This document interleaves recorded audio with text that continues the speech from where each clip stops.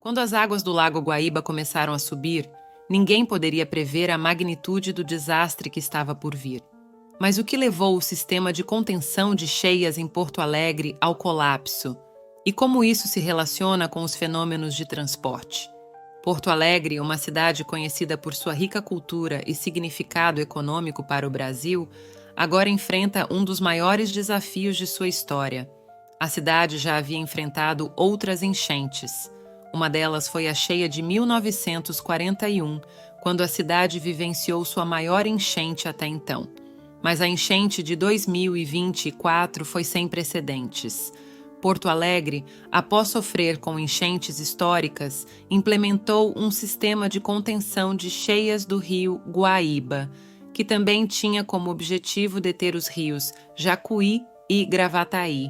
Este sistema, construído na década de 1970, é composto por 68 quilômetros de diques, 24 quilômetros que margeiam a Freeway até a Avenida Castelo Branco e seguem pela Avenida Beira-Rio e mais 44 quilômetros de diques internos, às margens dos arroios que atravessam a cidade. O Muro da Mauá também faz parte desse sistema anti-enchente e possui 2.646 metros de comprimento e 6 de altura. Ademais, o sistema também conta com 14 comportas, estruturas metálicas de até 5 metros de altura, responsáveis por barrar a passagem da água, e 23 casas de bomba que jogam água das chuvas para fora da cidade.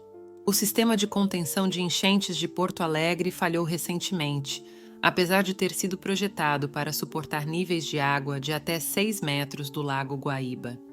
A infraestrutura não resistiu quando o lago atingiu um recorde histórico de 5,33 metros.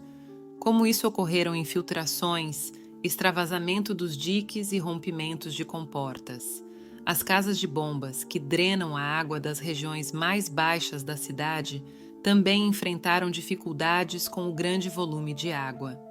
Devido à inundação e ao risco de choque elétrico, 19 das 23 estações tiveram que ser desligadas.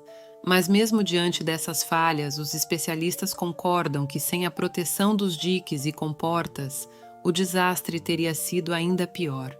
Segundo especialistas, o colapso do sistema ocorreu devido a problemas de manutenção e deterioração, incluindo casas de bomba que não funcionaram e portas sem parafusos e borrachas adequadas de vedação. E diante desse desastre que se abateu sobre a região sul do país, vemos que as consequências foram sentidas por todos: pessoas e animais desabrigados, vidas perdidas, economia abalada e infraestrutura danificada. A frequência de inundações tem aumentado, e estudos científicos indicam que as mudanças climáticas, juntamente com fenômenos como o El Niño e La Niña, exercem grande influência. Ambos, El Niño e La Niña, integram o fenômeno maior denominado oscilação sul-El Niño. O El Niño é um fenômeno natural que se caracteriza pelo aquecimento atípico das águas do Oceano Pacífico na zona equatorial. Manifesta-se em períodos irregulares de 5 a 7 anos, e possui uma duração média que oscila entre 1 ano e 1 ano e meio, geralmente iniciando-se nos últimos meses do ano. Provoca alterações significativas, sobretudo em temperatura e precipitação, afetando várias regiões do planeta, com ênfase na zona tropical.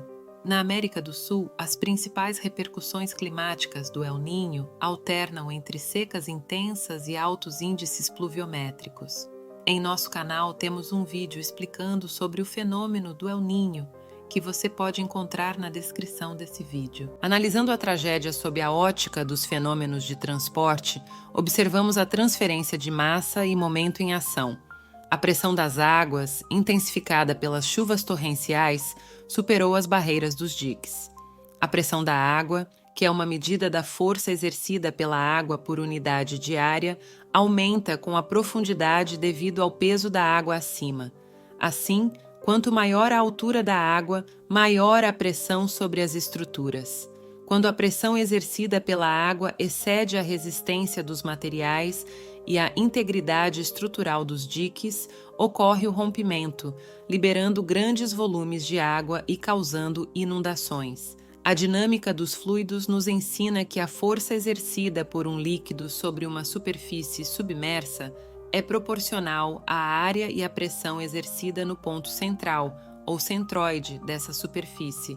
Em outras palavras, superfícies mais submersas estão sujeitas a forças maiores. Essa relação é semelhante ao conceito de transferência de quantidade de movimento. Assim como uma força aplicada a um brinquedo o faz mover-se, a força resultante da pressão do líquido sobre uma superfície pode ser vista como a transferência de movimento do líquido para a superfície. No contexto de diques, essa força é normalmente equilibrada pela resistência da estrutura, mantendo a água em repouso. Contudo, se a estrutura cede, o equilíbrio é quebrado, resultando no movimento da água e na consequente inundação das áreas que estavam protegidas. A história de Porto Alegre é marcada pela água, seja pelas suas bacias hidrográficas ou pelo famoso Lago Guaíba. Contudo, essa mesma água, fonte de vida e elemento central na formação da identidade da cidade, também se apresenta como um desafio. As enchentes e inundações, fenômenos conhecidos pela população, têm se intensificado, transformando o que era familiar em uma ameaça significativa.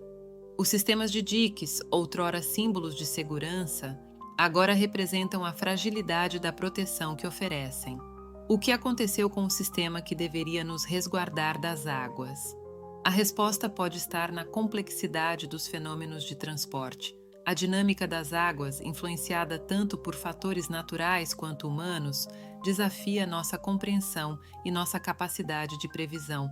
As mudanças climáticas aceleradas e a intervenção humana desordenada no meio ambiente têm exacerbado a imprevisibilidade dos cursos d'água, tornando os antigos sistemas de diques obsoletos frente às novas demandas de contenção.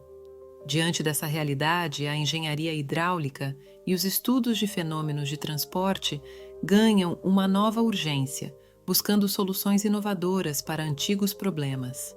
A infraestrutura de Porto Alegre foi posta à prova e a cidade agora busca respostas e soluções para evitar que uma catástrofe dessas proporções se repita. O papel da comunidade científica é fundamental, fornecendo dados e pesquisas que podem levar a uma melhor compreensão e gestão dos recursos hídricos. A Prefeitura de Porto Alegre tem trabalhado para mitigar esses riscos, mas os desafios são grandes. Manter um sistema tão complexo em funcionamento exige recursos e planejamento contínuo. Infelizmente, hoje Porto Alegre é um exemplo de como a infraestrutura urbana precisa evoluir para enfrentar os desafios das mudanças climáticas e eventos extremos. E é isso, pessoal. Esperamos que este vídeo tenha ajudado você a entender melhor os desafios que Porto Alegre enfrenta com as enchentes. Se você gostou do conteúdo, não esqueça de curtir, comentar, compartilhar e se inscrever no canal para mais vídeos como este. Obrigado por assistir. Até a próxima.